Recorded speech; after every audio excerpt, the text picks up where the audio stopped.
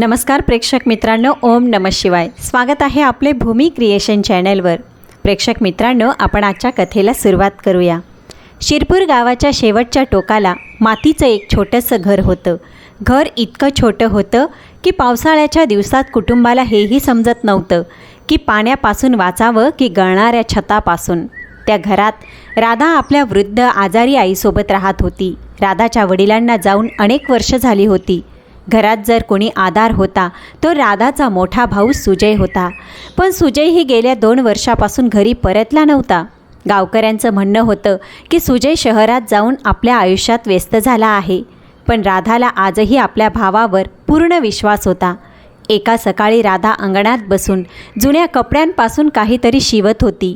तेवढ्यात तिची नजर भिंतीवर लावलेल्या कॅलेंडरवर गेली.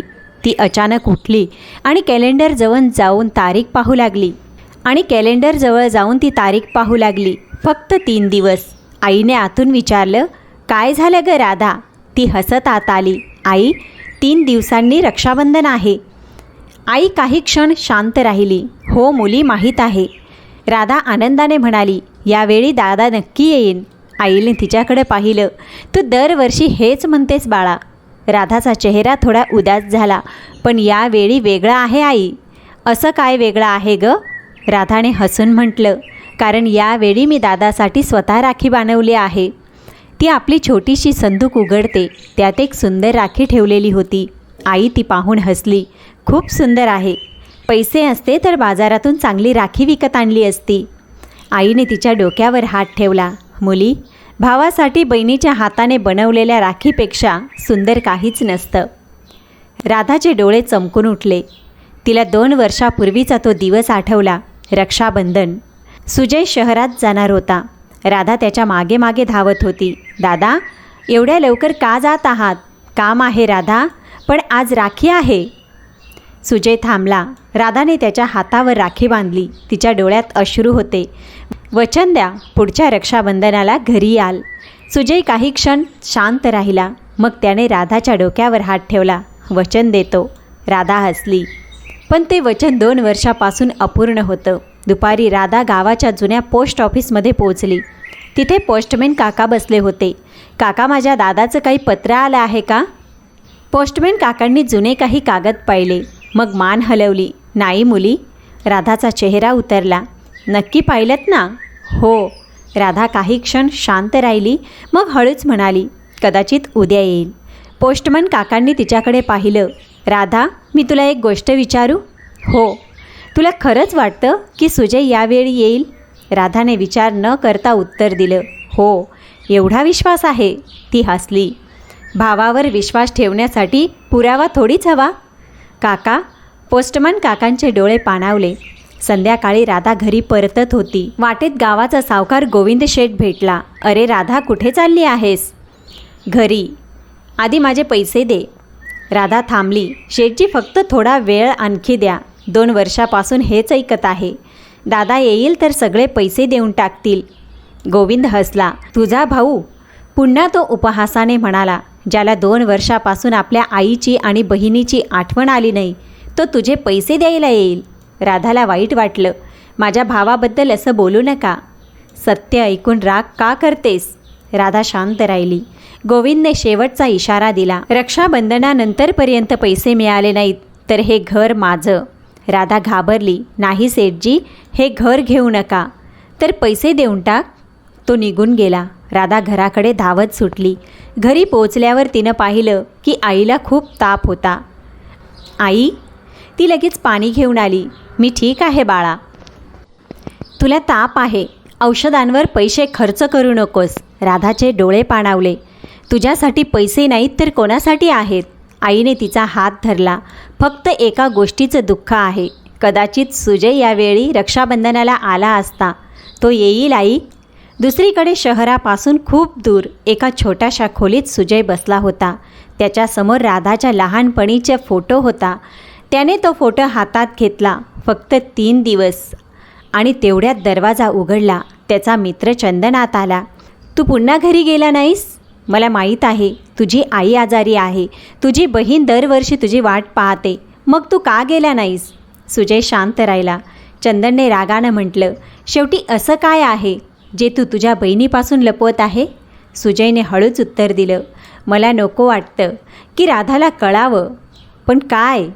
सुजयच्या डोळ्यात अश्रू आले की या 2 वर्षात मी घरी का गेलो नाही. चंदन त्याच्याजवळ बसला. सुजय, आता तरी सांग. सुजयच्या हातावर दुखापतीच्या जुन्या खुणा होत्या. चंदन आश्चर्यचकित झाला. हे सगळं कसं झालं? सुजय म्हणाला, मी राधा आणि आईसाठी शहरात पैसे कमवायला सुरुवात केली होती. मग एके दिवशी मला कळालं की ज्या कंपनीत मी काम करतो तिथे खूप मोठा घोटाळा सुरू आहे. चंदन लक्षपूर्वक ऐकू लागला. मी सत्य समोर आणण्याचा प्रयत्न केला आणि त्यांनी मला धमकी दिली की जर मी तोंड उघडलं तर माझ्या कुटुंबाला नुकसान पोचवतील. चंदन स्तब्ध झाला. म्हणून मी घरी गेलो नाही. त्याच रात्री राधा दरवाजा बाहेर बसून राखी बनवत होती. अचानक दरवाजावर टकटक झाली. राधा उठली. कोण? बाहेरून कोणतेही उत्तर आले नाही. तिने हळूच दरवाजा उघडला. बाहेर कोणीही नव्हते, पण जमिनीवर एक छोटंसं तपकिरी पाकीट ठेवलं होतं. राधाने पाकीट उचललं. त्यात फक्त एक नाव लिहिलं होतं, राधासाठी. राधाचे हृदय वेगाने धडधडू लागले. तिने थरथरत्या हातांनी पाकीट उघडलं. आत एक राखी होती आणि तिच्यासोबत एक छोटासा कागद.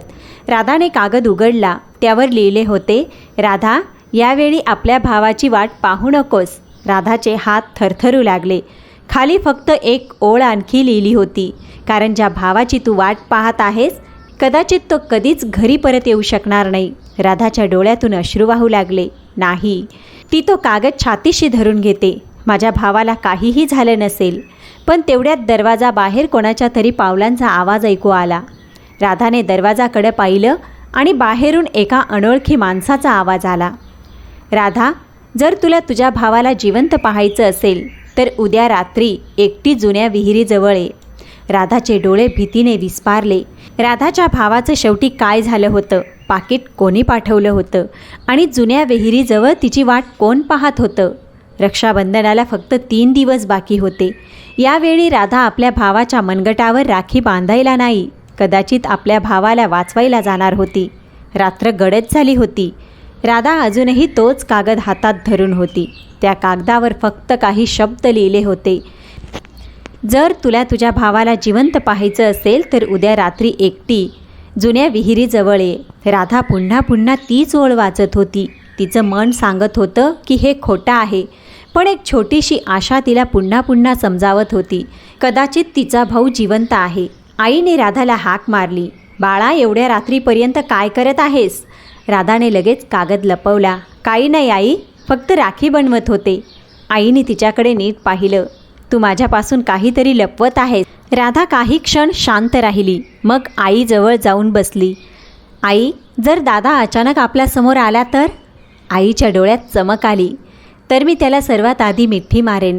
जर तो खूप त्रासलेला असेल, जर त्याने आपल्यापासून एखादी मोठी गोष्ट लपवली असेल.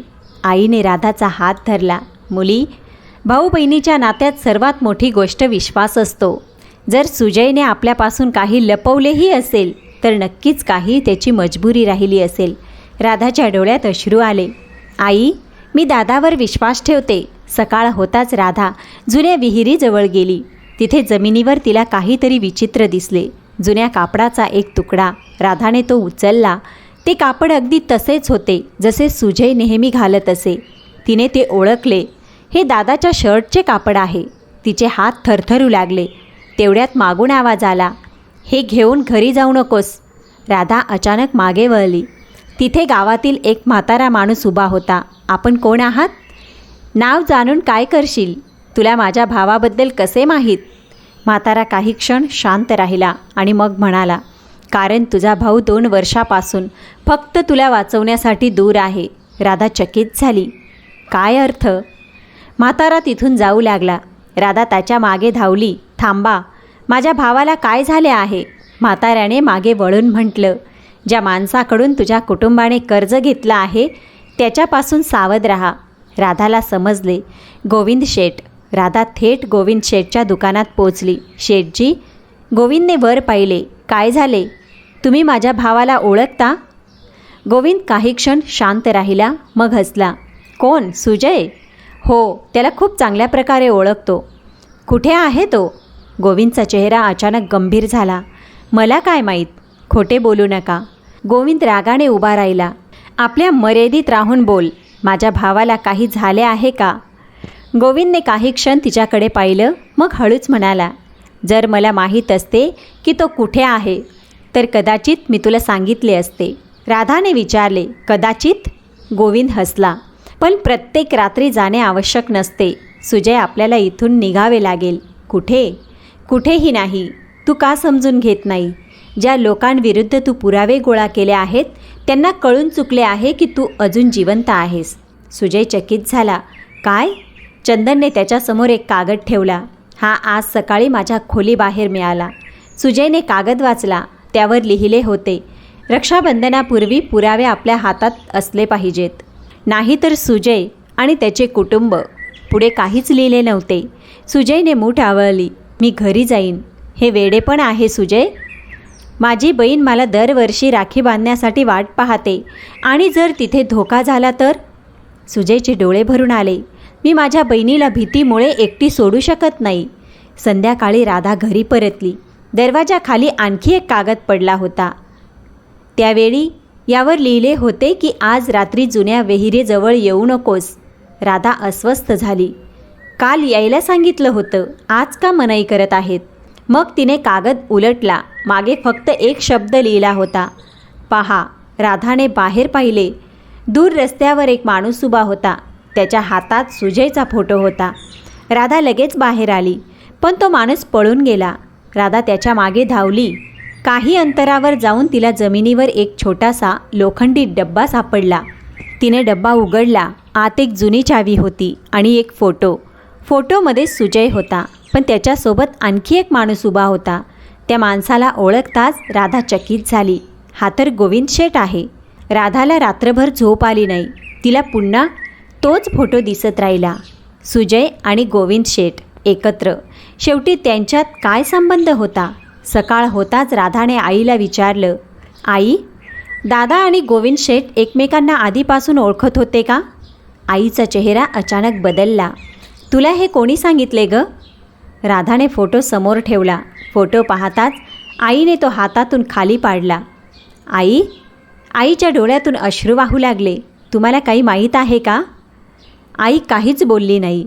राधाने तिचा हात धरला. आई, आता तर खरं सांग. आईने थरथरत्या आवाजात म्हटलं, तुझ्या वडिलांचा मृत्यू आजाराने झाला नव्हता. राधा जणू दगडाची झाली. काय? तुझ्या वडिलांचा मृत्यू अपघात नव्हता. राधाचा श्वास थांबला. मग आई म्हणाली, तुझ्या वडिलांनी मरण्यापूर्वी सुजयला एक गुपित सांगितलं होतं. आईने जुन्या संदुकीतून एक कागद काढला. तुझ्या वडिलांकडे गावाच्या जमिनींचे खरे कागद होते. कोणते कागद? तेच कागद ज्यातून हे सिद्ध होऊ शकत होतं की गोविंद शेठने अनेक गरीब शेतकऱ्यांच्या जमिनी फसवणुकीने आपल्या नावावर करून घेतल्या होत्या. राधाचे डोळे विस्पारले. तुझ्या वडिलांनी हे कागद सुजयकडे सोपवले होते. मग दादा शहरात का गेला? कारण गोविंदच्या माणसांना कळलं होतं की कागद सुजयकडे आहेत. राधाच्या डोळ्यात अश्रू आले. म्हणजे दादा आपल्यापासून दूर आपल्याला वाचवण्यासाठी गेले? आईने मान हलवली. हो. राधाने आपली राखी उचलली. तिच्या डोळ्यात आता भीती नव्हती, फक्त आपल्या भावाला वाचवण्याचं धैर्य होतं. आई, यावेळी दादा माझ्याकडून राखी बांधून घेणार नाहीत. आईने विचारलं, काय म्हणतेस? यावेळी मी दादाच्या मनगटापर्यंत राखी घेऊन जाईन. पण मुली, धोका आहे. दादाने 2 वर्ष मला वाचवलं आहे आई, पण राखी आपल्या मुठीत घट्ट पकडते. आता माझी पाळी आहे. रक्षाबंधनाचा दिवस आला. गावात प्रत्येक घरात आनंद होता. मुली राख्या घेऊन फिरत होत्या, पण राधाच्या घरात शांतता होती. राधाने आपल्या आईचे पाय स्पर्श केले. आई, मी दादाला घेऊन परत येईन. आईने तिचा हात धरला. सावध रहा बाळा. राधाने मान हलवली. ती घरातून निघाली. तिच्या हातात तीच राखी होती, तीच जी ती 3 वर्षापासून आपल्या भावाच्या मनगटावर बांधण्याची वाट पाहत होती. राधा जुन्या विहिरीजवळ पोचली. तिथे कोणीही नव्हतं. काही वेळ नंतर मागून आवाज आला, राधा. राधा वळली. तिच्यासमोर एक माणूस उभा होता. त्याने चेहरा कापडाने झाकलेला होता. तू कोण आहेस? माणसाने हळूहळू आपला चेहरा उघडला. राधाचे डोळे विस्पारले. तिच्या हातातून राखी खाली पडली. दादा? समोर सुजय उभा होता. राधाने धावत जाऊन त्याला मिठी मारली. दादा, तुम्ही जिवंत आहात? मला माफ कर राधा. तुम्ही आमच्याशी एवढं मोठं खोटं का बोललात दादा? कारण मला हवं होतं की तू आणि आई सुरक्षित राहावे. राधा रडत म्हणाली, आता मी तुम्हाला कुठेही जाऊ देणार नाही. सुजयने तिच्याकडे पाहिलं. राधा, अजून सगळं संपलेलं नाही ग. तेवढ्यात दूरवरून गाड्यांचा आवाज ऐकू आला. सुजयचा चेहरा बदलला. ते लोक आले. राधा घाबरली. कोण? सुजयने तिचा हात धरला. गोविंद शेठचे माणसं. तेवढ्यात अनेक लोक त्यांच्या दिशेने येऊ लागले. सुजयने आपल्या खिशातून एक छोटी पेनड्राईव्ह काढली. यात सगळे पुरावे आहेत. आता काय करायचं? सुजयने आपल्या बहिणीकडे पाहिलं, मग हसला. आज रक्षाबंधन आहे ना? हो, आणि आज पहिल्यांदाच मला माझ्या बहिणीकडून काही मागायचं आहे. राधाने विचारलं. सुजय म्हणाला, माझ्या मनगटावर राखी बांध. कदाचित ही माझी शेवटची राखी असेल. राधा रडत राखी उचलते, पण जशी ती राखी बांधायला लागते, मागून कोणीतरी सुजयच्या डोक्यावर वार केला. सुजय जमिनीवर कोसळला. दादा, सुजय वाचू शकेल का? राधा त्या लोकांपासून आपल्या भावाला वाचवेल का? आणि त्या पेनड्राईव्हमध्ये शेवटी असा कोणता पुरावा होता ज्यासाठी इतक्या वर्षापासून सुजय आपलं आयुष्य धोक्यात घालत होता? जुन्या विहिरीजवळ चारही बाजूंनी शांतता होती. रक्षाबंधनाचा दिवस होता, जिथे गावातील प्रत्येक घरात भाऊ आपल्या बहिणींकडून राखी बांधून घेत होते. तिथेच जुन्या विहिरीजवळ राधा आपल्या जखमी भावाला, सुजयला वाचवण्यासाठी एकटी उभी होती. सुजय जमिनीवर बेशुद्ध पडला होता. त्याच्या डोक्यातून रक्त वाहत होते. राधाने त्याला आपल्या मांडीवर उचलून घेतलं. दादा, डोळे उघडा. सुजयने हळूहळू डोळे उघडले. राधा, पळून जा. नाही, मी म्हणालो म्हणून जा. 2 वर्ष तुम्ही मला वाचवण्यासाठी माझ्यापासून दूर राहिलात. राधाच्या डोळ्यातून अश्रू वाहत होते. आज माझी वेळ आहे दादा. काही लोक त्यांच्या चारही बाजूंनी आले. त्यांच्यात सर्वात पुढे गोविंद शेठ होता. तो हळूहळू चालत सुजयजवळ आला. शेवटी तुम्ही दोघे भेटलातच. राधाने रागाने विचारलं, तुम्ही माझ्या भावाला इतकी वर्ष का त्रास दिलात? गोविंद मोठ्याने हसला. तुझ्या भावाने माझी खूप मोठी अडचण आपल्याजवळ ठेवली आहे. कोणती अडचण? गोविंदने सुजयकडे पाहिलं. ती पेनड्राईव्ह. राधाला समजलं. म्हणजे हे सगळं त्या पेनड्राईव्हसाठी आहे? हो. त्यात काय आहे? गोविंद गप्प राहिला. सुजयने अशक्त आवाजात म्हटलं, त्यात याचे सगळे गुपित आहे. गोविंदचा चेहरा रागाने लाल झाला. पेनड्राईव्ह मला द्या. सुजयने आपल्या खिशाकडे पाहिलं, पण पेनड्राईव्ह तिथे नव्हती. गोविंद घाबरला. कुठे आहे? सुजय हसला. जिथे तू कधीच पोचू शकत नाहीस. गोविंदने आपल्या माणसांना सुजयला पकडण्याचा इशारा केला, पण तेवढ्यात राधा पुढे आली. माझ्या भावाला हात लावू नका. गोविंद हसला. तू काय करशील? राधाने आपली मूठ आवळली. तिच्या हातात एक छोटा मोबाईल होता. सगळे रेकॉर्ड आहे. गोविंदचा चेहरा बदलला. काय? राधाने मोबाईल वर केला. तुम्ही आत्ताच स्वतः कबूल केलं की तुम्ही माझ्या भावाला धमकावलं आणि त्या कागदांना लपवण्याचा प्रयत्न केला. गोविंद मागे हटला. फोन दे. तो राधाच्या दिशेने पुढे आला. तेवढ्यात दूरवरून पोलिसांच्या गाडीचा आवाज आला. गोविंदचे माणसं घाबरले. काही सेकंदातच पोलीस तिथे पोहोचले. गोविंद चकित झाला. पोलीस इथे कसे? राधा म्हणाली, कारण पेनड्राईव्ह माझ्याकडे नाही. गोविंदने सुजयकडे पाहिलं. सुजय हसत होता. मी त्याची कॉपी आधीच पोलिसांना पाठवली होती. गोविंदच्या चेहऱ्याचा रंग उडाला. एक पोलीस अधिकारी पुढे आला. गोविंद रघुवंशी, तुमच्या विरुद्ध जमीन, फसवणूक, धमकी आणि अनेक शेतकऱ्यांची फसवणूक केल्याचे पुरावे आमच्याकडे आहेत. गोविंद मागे सरकू लागला. नाही, हे खोटे आहे. पोलीस अधिकाऱ्याने म्हटलं. तुमच्या स्वतःच्या आवाजाची रेकॉर्डिंगही माझ्याकडे आहे. गोविंद गप्प झाला. पोलिसांसोबत गावातील काही वडीलधारी माणसंही आली होती. त्यांच्यात एक म्हातारा माणूस होता. त्याने सुजयकडे पाहून म्हटलं, तुझे वडील बरोबर म्हणायचे. सुजयने त्याच्याकडे पाहिलं. तुम्ही माझ्या वडिलांना ओळखत होता? म्हाताऱ्याने मान हलवली. मी त्या रात्री तिथे होतो. राधाने विचारलं, कोणत्या रात्री? ज्या रात्री तुझ्या वडिलांचा मृत्यू झाला होता. राधाच्या पायाखालची जमीन सरकली. म्हातारा पुढे म्हणाला, तुझ्या वडिलांना गोविंदच्या फसवणुकीचे सत्य कळाले होते. त्यांनी सगळी कागदपत्रे गोळा केली होती, पण गोविंदने त्यांना रोखण्याचा प्रयत्न केला. राधाच्या डोळ्यात अश्रू आले. म्हणजे माझ्या वडिलांचा मृत्यू? म्हाताऱ्याने मान खाली घातली. अपघात नव्हता. सुजय 3 वर्षापासून जे सत्य आपल्या मनात दडवून बसला होता ते आज सगळ्यांसमोर होते. दादा, तुम्ही मला हे सगळं कधीच का सांगितलं नाही? सुजय गप्प राहिला. मला वाटलं तुम्ही आम्हाला सोडून गेलात. सुजयच्या डोळ्यातून अश्रू आले. मी रोज तुम्हाला आठवायचो, मग घरी का नाही आलात? सुजय म्हणाला, कारण जेव्हा जेव्हा मी घरी येण्याचा विचार करायचो तेव्हा मला धमकी मिळायची की मी जर कोणाला सत्य सांगितले तुला आणि आईला नुकसान पोचवले जाईल. राधाने भावाचा हात धरला. तुम्ही मला वाचवण्यासाठी स्वतःला इतकं एकटं केलं? सुजय हसला. तू माझी छोटी बहीण आहेस. मग काय झालं? भावाचं कामच असतं बहिणीला संकटापासून वाचवणं. राधा रडत म्हणाली, पण भावाचं काम बहिणीला रडवणं नसतं. सुजय तिला मिठी मारतो. काही वेळाने पोलीस गोविंदला घेऊन निघून जातात. गावकरीही तिथून जाऊ लागतात. आता जुन्या विहिरीजवळ फक्त राधा आणि सुजय राहतात. राधा जमिनीवरून आपली राखी उचलते. तिच्या डोळ्यात अश्रू आहेत. सुजय आपला जखमी हात पुढे करतो. खूप उशीर झाला. राधा हसते. 3 वर्ष उशीर झाला आहे. ती राखी सुजयच्या मनगटावर बांधते. राखी बांधताना तिचे हात थरथरत होते. दादा, यावेळी मी तुमच्याकडे कोणतीही मोठी भेट मागणार नाही. जे मागायचं आहे ते माग राधा. ती हळूच म्हणाली, फक्त आता कधीही माझ्यापासून दूर जाऊ नका. सुजयचे डोळे भरून आले. वचन देतो वचन? राधाने त्याच्या मनगटावरील राखीकडे पाहिलं. मग हसून म्हणाली, आता ही शेवटची राखी नाही दादा. सुजयने विचारलं, का? राधा म्हणाली, कारण आता दरवर्षी मी तुमच्या हातावर राखी बांधेन. संध्याकाळी सुजय आणि राधा घरी पोचले. आई दारात बसून त्यांची वाट पाहत होती. जशी आईची नजर सुजयवर पडली ती काही क्षण त्याच्याकडे पाहतच राहिली. तिला विश्वासच बसला नाही. सुजय आईच्या पायांवर कोसळला. आई, मला माफ कर गं. आईने त्याला उठवून छातीशी कवटाळलं. मला माफी नको आहे बाळा, आई रडत म्हणाली.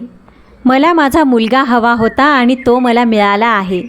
सुजय आईला घट्ट मिठी मारतो. राधा जवळच उभी राहून रडत होती. आईने दोन्ही मुलांच्या डोक्यावर हात ठेवला. आज माझं घर पुन्हा पूर्ण झालं आहे. वेळ निघून गेला. गोविंद शेठ विरुद्ध खटला चालला. ज्या शेतकऱ्यांची जमीन त्याने फसवणुकीने घेतली होती त्यांना त्यांची जमीन परत मिळू लागली. सुजयने गावातच काम सुरू केलं. राधाने आपलं शिक्षण पुन्हा सुरू केलं. आता त्यांच्या घरची परिस्थितीही हळूहळू सुधारू लागली. एक दिवस राधा त्याच जुन्या विहिरीजवळ गेली. तिथे तिने एक छोटीशी राखी बांधली आणि हसून म्हणाली, दादा, आता भीती वाटत नाही. मागून सुजयचा आवाज आला. का? राधा वळली. कारण आता माझा भाऊ माझ्यासोबत आहे. सुजय हसला. त्या दिवशी राधाला समजलं की राखी फक्त एक धागा नसते, ती एक वचन असते. असं वचन ज्यात भाऊ बहिणीचं रक्षण करण्याची शपथ घेतो, पण एक बहीणही आपल्या भावासाठी संपूर्ण जगाशी लढू शकते. राधा ज्या राखीला शेवटची राखी समजून बांधायला निघाली होती, तीच राखी त्यांच्या तुटलेल्या कुटुंबाला पुन्हा एकत्र जोडून गेली. आणि त्या दिवसापासून राधा प्रत्येक रक्षाबंधनाला आपल्या भावाला एकच गोष्ट म्हणायची, दादा, राखीचा धागा कमजोर असू शकतो, पण आपलं नातं कधीच कमजोर होणार नाही. कधीकधी आयुष्यात परिस्थिती आपल्याला आपल्या माणसांपासून दूर करते, पण खरं नातं अंतरामुळे तुटत नाही. कारण जिथे खरं प्रेम असतं तिथे एक छोटीशी राखीही 2 हृदयांना पुन्हा जोडून देते. भाऊ बहिणीचं नातं फक्त रक्षणाचं नाही, तर विश्वास, त्याग आणि साथ निभावण्याचं असतं. प्रेक्षक मित्रांनो, आजची कथा तुम्हाला कशी वाटली? जर का कथा तुमच्या हृदयाला भिडली असेल तर एक लाईक अवश्य करा. चॅनलवर नवीन असाल तर व्हिडिओला लाईक आणि चॅनलला सबस्क्राईब अवश्य करा. चॅनलवर नवीन असाल तर सबस्क्राईब अवश्य करा. बेल आयकन प्रेस करा आणि हाईप केल्याशिवाय जाऊ नका. चला तर भेटूया पुढच्या व्हिडिओसोबत. तोपर्यंत स्वतःची काळजी घ्या.